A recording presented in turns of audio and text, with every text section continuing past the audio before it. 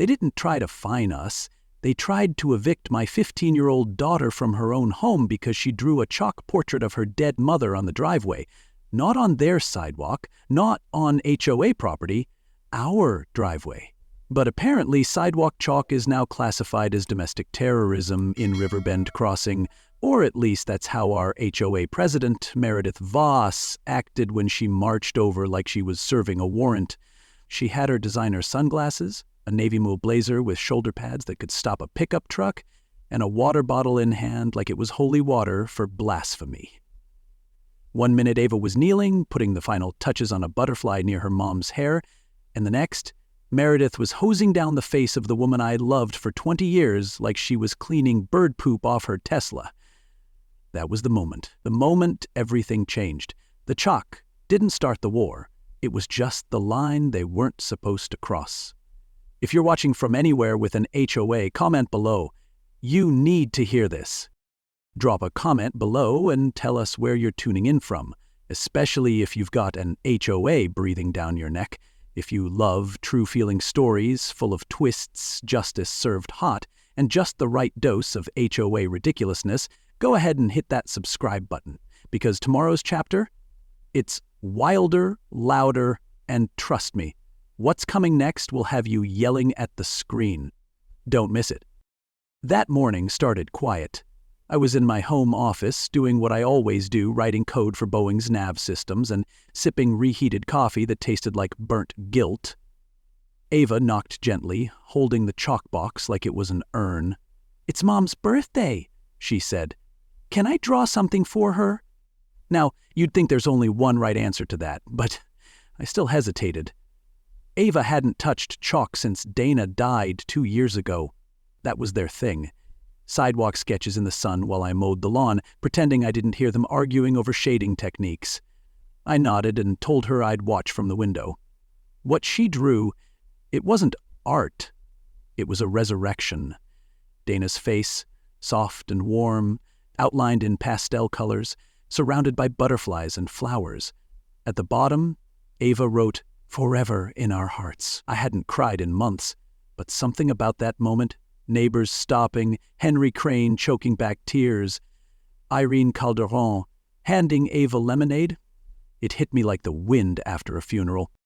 And then came Meredith, right on cue, like a villain who missed the memo about subtlety. She stopped cold at the end of our driveway, squinting at the chalk like it had personally insulted her foundation color. "This is vandalism," she snapped. "Violation of Regulation 12.1, unauthorized markings on visible surfaces." Ava looked up from her butterfly, confused. "It's chalk. It washes off." But logic and HOA enforcement are rarely on speaking terms. Meredith unscrewed a massive water bottle, probably filled with the tears of evicted families, and began spraying.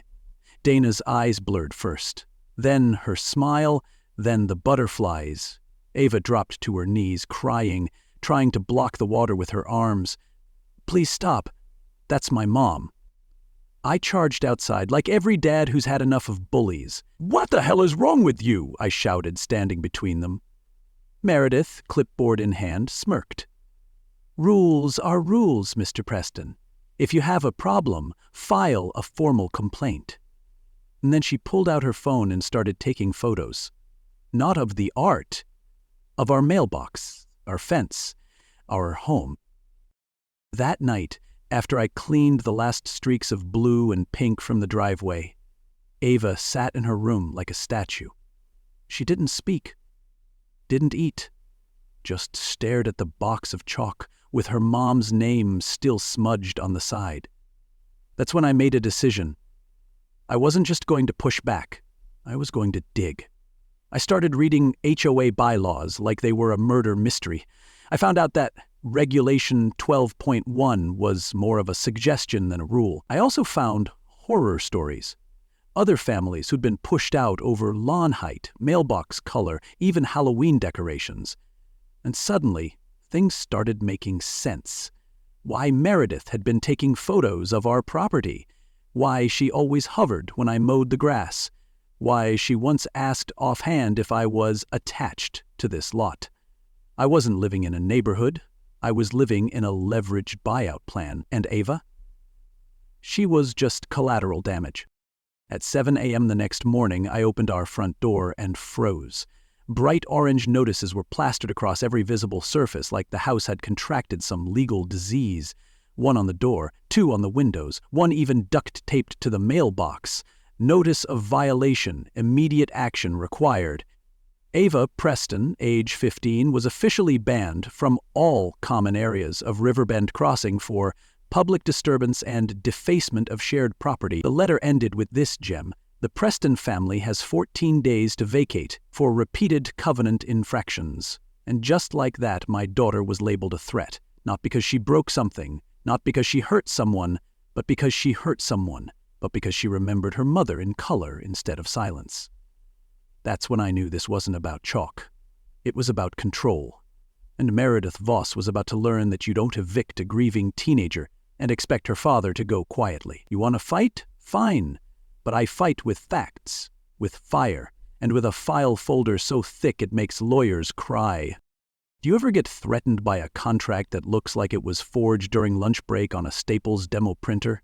That was my Friday. Less than 24 hours after the Chalk Memorial meltdown, I opened the front door to find a man in a cheap suit flanked by two guys who looked like they were taking a break from bouncing at a nightclub.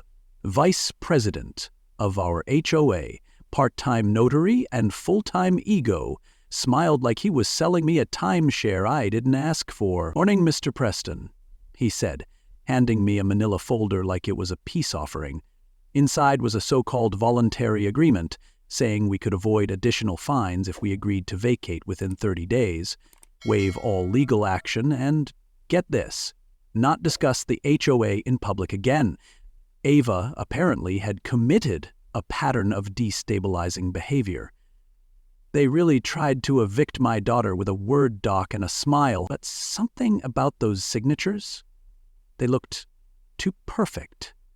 Like someone had traced reality with a ruler and hoped I wouldn't notice the lack of soul.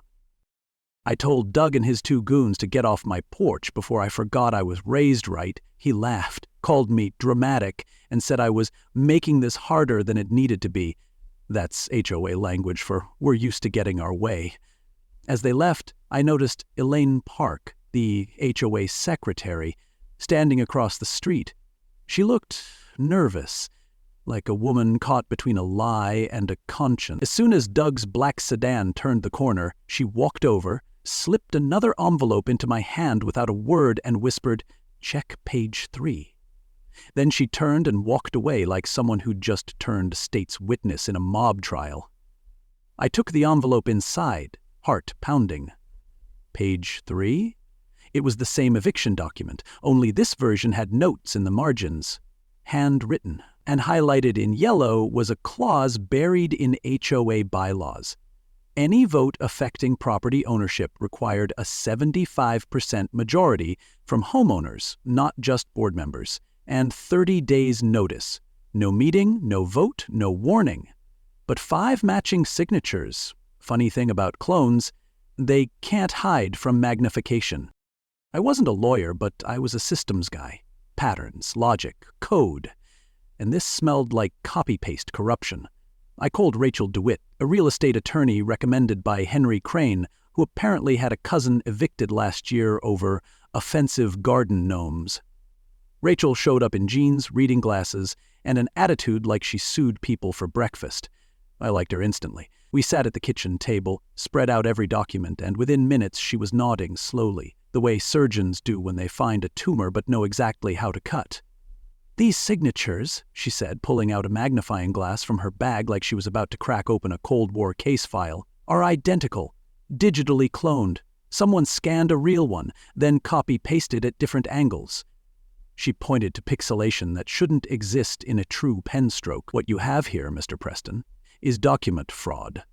There's a moment when someone smart confirms what you hoped wasn't true, and instead of relief, you feel rage settle in your chest like a second heartbeat. That moment? It hit me right then. That evening, while Ava tried to do her math homework like the world wasn't cracking under her feet, I quietly planted voice recorders in my coat, my briefcase, and under the mailbox. Rachel's words echoed in my head. They're clever, but sloppy, and now they're desperate. That desperation started showing up in subtle ways. A car idling across the street for too long. Our trash cans mysteriously left overturned. A letter slipped under our door with no postage and no return address. You've made your point. Now let it go. But I wasn't about to let it go. They'd turned my daughter into a public enemy for honoring her mother, and now they were pushing us towards silence with fake paperwork and not-so-veiled threats. This wasn't just bullying, it was strategic intimidation. And you can't fight shadows with politeness. You fight with light, with evidence, with voices too loud to ignore. But the deeper I went, the more I wondered, how long had they been getting away with this? And how many families had been too afraid to speak up? The next day, Elaine showed up again, but this time she was shaking. Said she couldn't sleep. Said what they did to the Johnsons and the Carlsons still haunted her. Then she dropped something even heavier. Meredith tried to buy your house 2 years ago, she whispered, eyes darting. Twice. Through a real estate proxy. When you didn't bite, she got angry. Elaine explained that our property sat on the largest lot in the neighborhood, and Meredith had already snatched up the adjacent parcel through a shell company called Marble Pine Holdings. With both in hand, she could push a zoning change and build what HOA villains dream of. Suddenly, this wasn't just about chalk. It was about profit, development, control. Elaine handed me one last note, barely legible. Also check the notary log, read, and look into Pinnacle Development Corp. That was the breadcrumb. That was the crack in the dam, and if you think forged signatures and secret land grabs are as far as they were willing to go, just wait. Because when power starts slipping, people like Meredith don't back down. They double down. And when they double down, that's when the gloves come off. If you thought fake signatures were bad, wait till you meet the fake agents. Yeah, next part. It's not just paperwork. It's people showing up at our door, pretending to be Child Protective Services. And trust me, it only gets messier from there. So hit that subscribe button, turn on the bell, and drop a comment if your HOA's ever tried something shady. Because the coming part, it's called Fake Agents, Real Rage, and you're not going to want to miss what happens next. They say grief makes you see shadows. But this wasn't shadows, this was surveillance. Real, calculated, daylight-level harassment. And it all started when Ava's blog post hit 2,000 shares. She'd written it late at night, curled up in Dana's old cardigan, pouring her heart out about the chalk, the water, the portrait that never had a chance to dry. It was beautiful, raw, and honest. And apparently terrifying to people who run HOAs like private kingdoms, because within 24 hours, the comments section turned from support to smear campaign. Anonymous profiles, all created the same day, started calling Ava unstable, dangerous, disturbed. One even claimed she drew violent images in chalk. Another said she had obsessive tendencies. It was laughable. Until someone forwarded her blog to her school principal. That's when Ava came home in tears, clutching a note from the counselor's office and asking me, Dad, am I in trouble for being sad? And let me tell you, when your child asks that question, you don't just feel anger. You feel strategy. Because this wasn't fear, it was a plan. I had just begun mapping out a timeline of HOA violations when the doorbell rang. Sharp, twice, like someone wanted to sound official. I opened it to find 2 people in drab suits holding out IDs. Mr. Preston, we're with Child Protective Services. We've received some reports of concern regarding Ava's emotional stability. Now, I've seen real agents before. Dana's cousin used to work for CPS, and let me tell you, these two had all the warmth of a DMV printer jam. No business cards, no direct questions, just vague statements and a heavy-handed tone. I asked to see their credentials again. The woman hesitated, then flashed it too quickly, so I smiled, said, "Give me 1 second," and stepped back inside to dial the official CPS hotline. I gave them the badge number. Silence on the other end. Then the voice said, "We don't have a case under your name, Mr. Preston, and no one by that name is assigned to your region." I peeked out the window. just in time to see the two agents speedwalk back to a silver sedan and drive off like they'd just stolen second base. That's when the line between harassment and felony snapped in half. I called Rachel immediately. She showed up in 20 minutes, all business. "That's impersonating a federal agent," she said, pacing the length of our living room like she was preparing for cross-examination. "They're not just trying to scare you, they're trying to build a narrative. If they can make Ava look unstable, any legal complaint you file gets discounted as emotional retaliation." It made sense in the most stomach-turning way possible. They weren't just playing dirty, they were painting us as unstable so they could bulldoze the truth. That night, I moved Ava's bed closer to mine. Every creak in the floorboards made me check the windows. I started driving her to school and back, scanning for suspicious cars. And that's when I noticed the white van. Same model, same broken rear light. Always 2 cars behind us. The first day I thought coincidence. By day 3, I knew we were being followed. In Riverbend Crossing, paranoia isn't a mental state. It's HOA survival instinct. And we weren't the first to feel it. The school didn't help. Kids don't need full facts to start rumors, just a whiff of adult panic. And Ava, poor thing, got the full force of it. Friends stopped texting. Classmates stared like she had a tracking chip embedded. Even her best friend, Emma, avoided eye contact at lunch. "They're saying I'm being watched because I'm dangerous," Ava whispered one night. "Like I'm the villain in some Netflix documentary." I told her none of it was true, but my assurances sounded weak even to me, because deep down, I knew this wasn't just social fallout. It was engineered isolation. Meredith Voss and her inner circle were turning perception into weaponry. It was Orwellian. It was surgical. And worst of all, it was working. That's the part that eats you alive.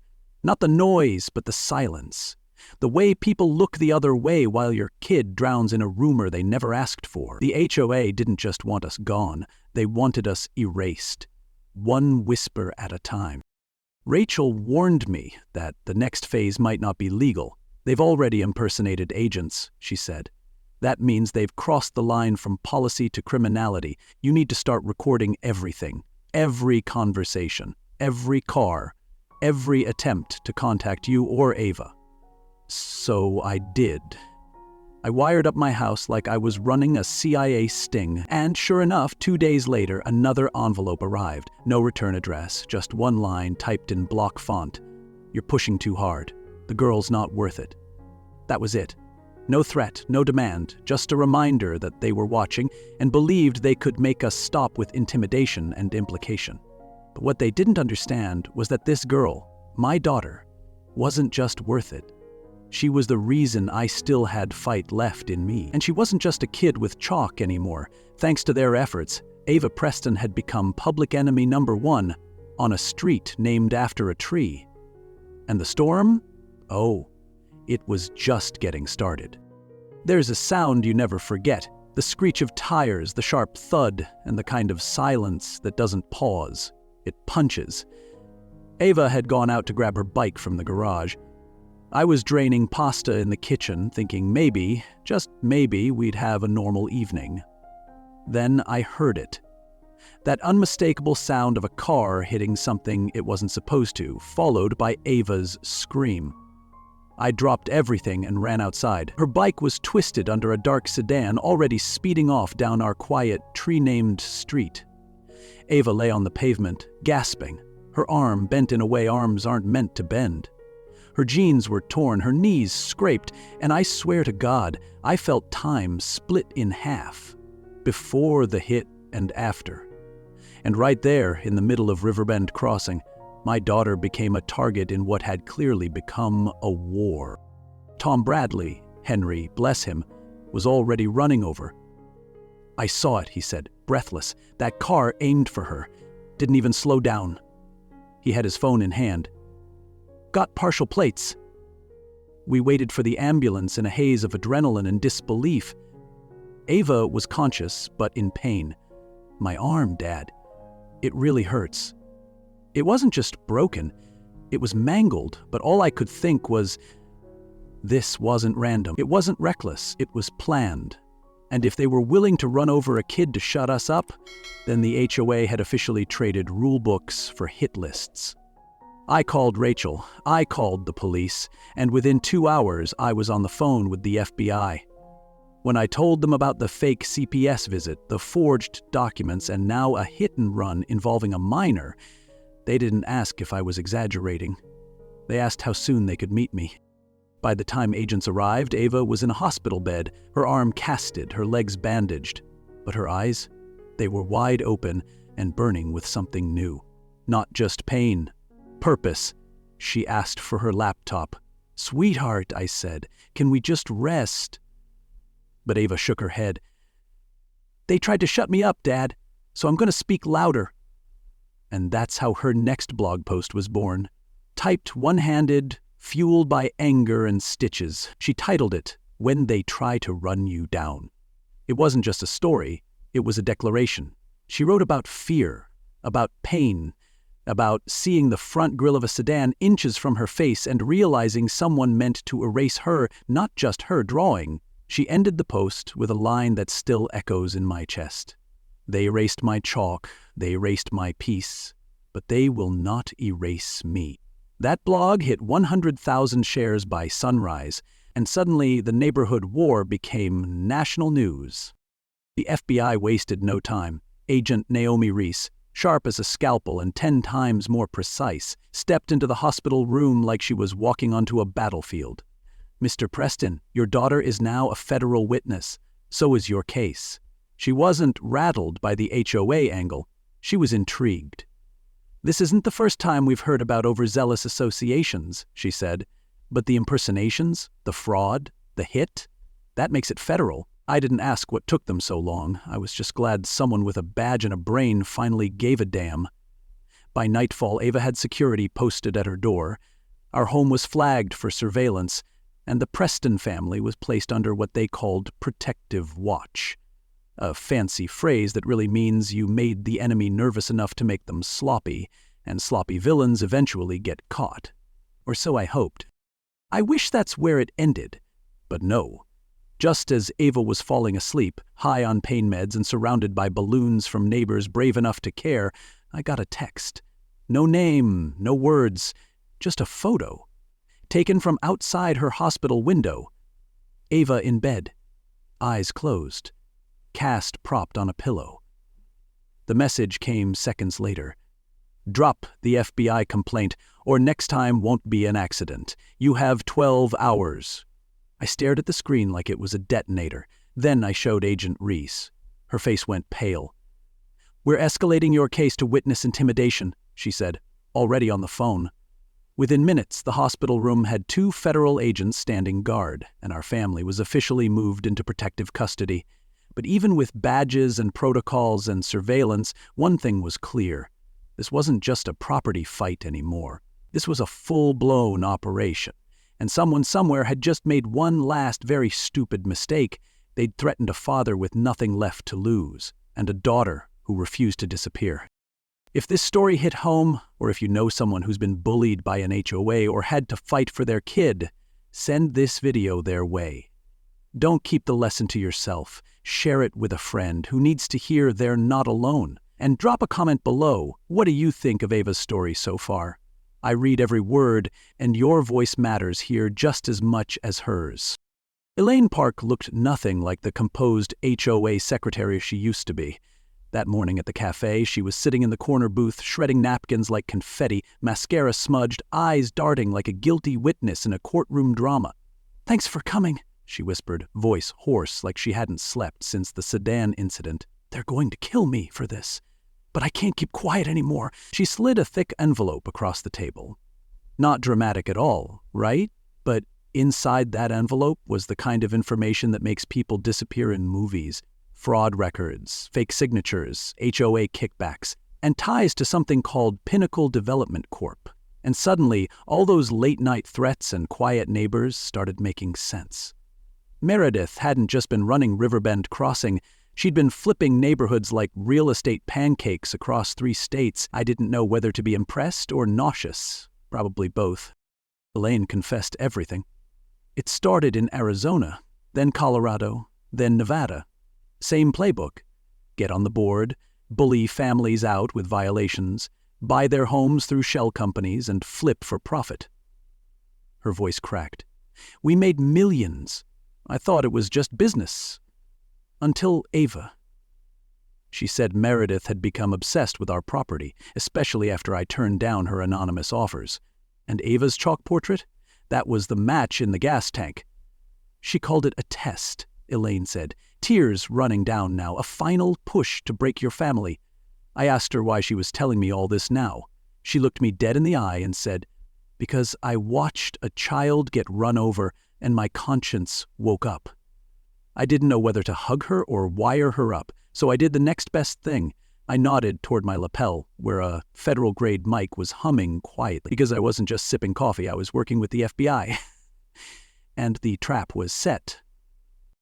What none of us expected, me, Elaine, or the agents listening from the van outside, was that Meredith herself would walk into that cafe like she owned the franchise. She wasn't composed, she wasn't calm. She looked like a cult leader at the end of a documentary. Hair wild, breath heavy, eyes firelit. You traitorous bitch, she screamed, lunging across the table. Chairs toppled, coffee flew, napkins scattered like the last shreds of her career. I tried to hold her back, but before I could even lift a finger, 2 plainclothes agents swarmed in.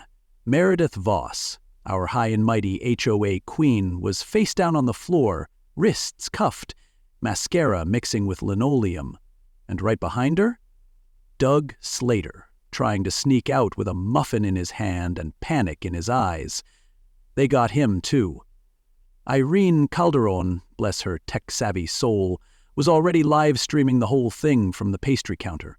You tried to silence a child, she said aloud, and now the internet just screamed your name to Congress. It was loud, it was messy, and it was perfect. The arrests triggered a flood. Neighbors started talking, anonymous emails poured in. HOA documents surfaced from every corner of the country. Turns out Meredith had a playbook, and it had chapters. She'd done this before. But Riverbend Crossing? That was supposed to be her masterpiece. Our house was the final piece of her development plan. Pinnacle Corp wasn't just a shell company. It was a machine designed to extract value from communities by treating grief like leverage and families like liabilities. Elaine admitted she had helped file over 50 fake violations across 3 neighborhoods, but none had fought back like we did. Most people just give up, she whispered. You didn't. That's why she snapped. I wanted to feel heroic, but the truth? I was just angry. Angry that it took Ava's broken arm, a fake CPS visit, and a viral blog for people to see what was happening. Angry that no one had stopped her sooner. But mostly, angry that Meredith had a file on every one of us and used it like ammunition. As Meredith was driven off in an unmarked car, screaming about legal rights and fake loyalty, Ava texted me from her hospital bed. She'd seen the stream. "Dad, we did it," she wrote. I smiled, but only half, because I knew this wasn't over. You don't just pull the curtain back on a fraud empire and expect the villain to be working alone. Agent Reese confirmed it an hour later. "We're just getting started," she said. Flipping through Elaine's envelope, "There's a lot more under this surface. Including your daughter's school schedule." That's when my stomach dropped. "Come again?" Reese nodded. "We found files at Meredith's house, hidden behind a false wall. Schedules, surveillance notes, HOA profiles on every family in the subdivision. It's not just fraud, it's predation." I leaned back in my chair, the full weight of what we'd stumbled into pressing down on my chest. So no, it wasn't over. In fact, the worst secret was still hiding behind that wall. And what we found next, well, let's just say it made everything else look like a warm-up. There's something almost biblical about watching your enemy show up to court in shackles and roots. Now exposed as Catherine Walters had traded her designer suits for an orange jumpsuit and a ponytail slicked back with what I hope was humility. The woman who once paraded through our neighborhood like she was queen of cul-de-sac law now sat hunched, pale, and unfiltered under fluorescent courtroom lights. And across the aisle, Ava, cast still firm on her arm, sat upright in a navy blazer with little chalk butterflies sketched across the plaster. Judge Faye Williams, a woman who looked like she ate HOA board members for breakfast, made it very clear this wasn't going to be a procedural slap on the wrist.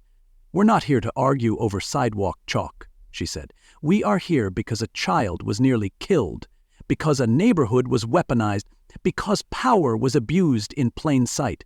And just like that, the trial began. The prosecution came loaded: spreadsheets, shell companies, offshore accounts, all tied directly to Meredith/Catherine's year-long real estate fraud. HOA funds redirected, fines inflated, homeowners bullied into selling, all signed by board members who either had no idea or no backbone. Agent Reese laid it out clean. 12 HOAs in 9 states, 3 questionable deaths, 1 fake passport, and over $500,000 hidden in accounts in Belize and the Caymans. It was less a case and more a documentary. Doug Slater testified too, hands trembling as he admitted to forging signatures, faking notary stamps, and pushing violations for profit. "She said it was just business," he mumbled. "Said no one really gets hurt."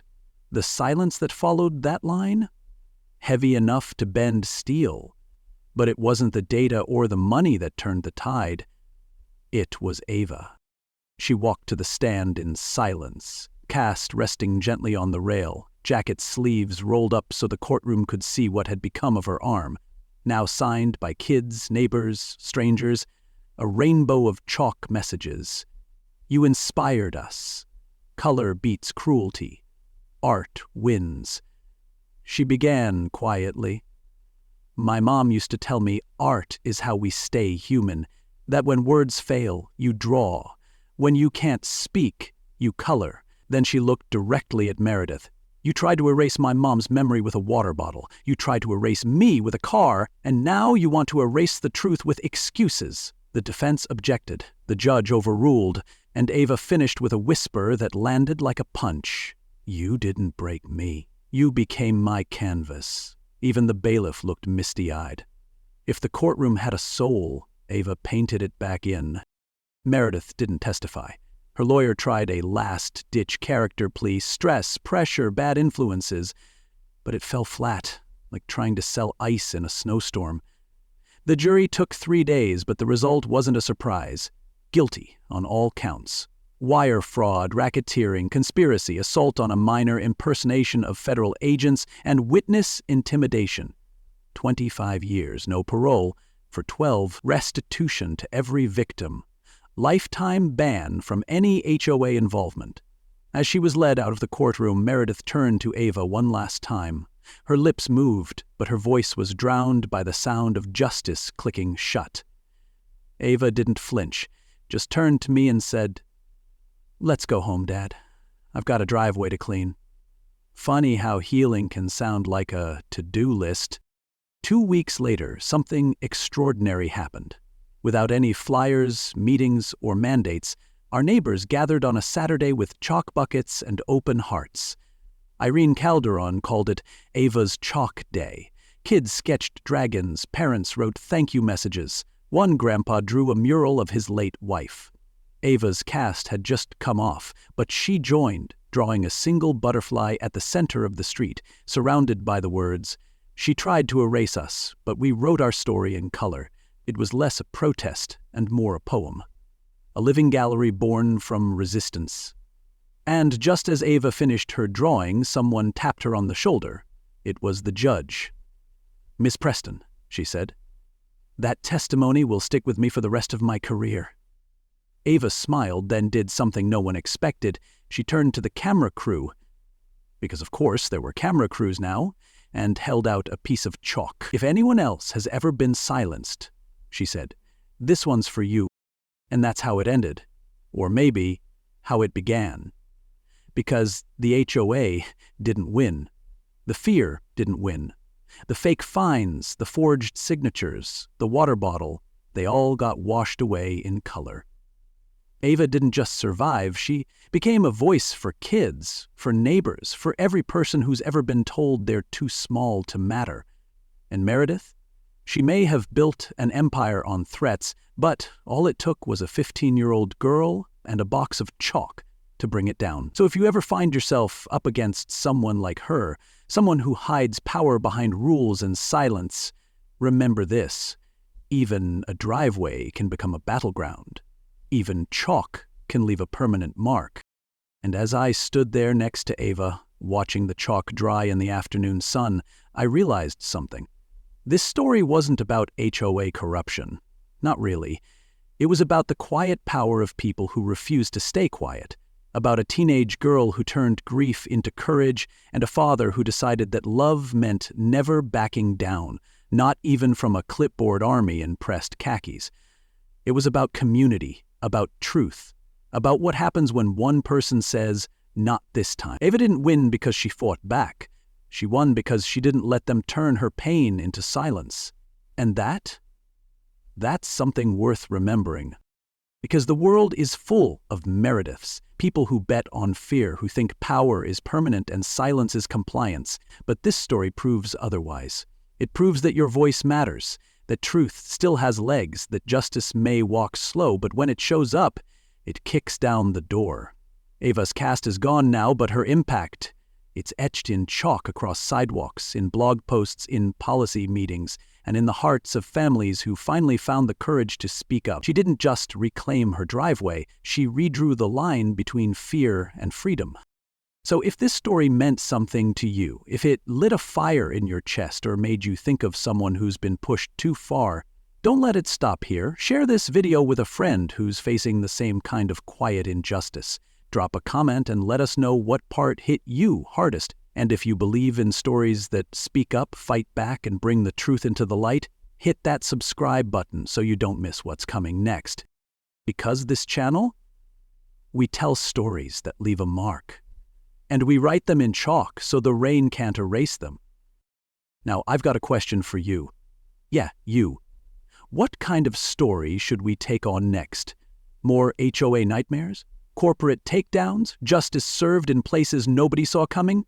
Drop your idea in the comments right now. What would you like me to do next? Your voice helps shape this channel, and when you speak up, I listen. The best stories come from real people with something to say, so don't hold back. And if this one moved you even a little, hit that like button, share it with someone who needs to hear it, and make sure you subscribe so you don't miss what we build together next. This isn't just storytelling, it's a movement, one story at a time,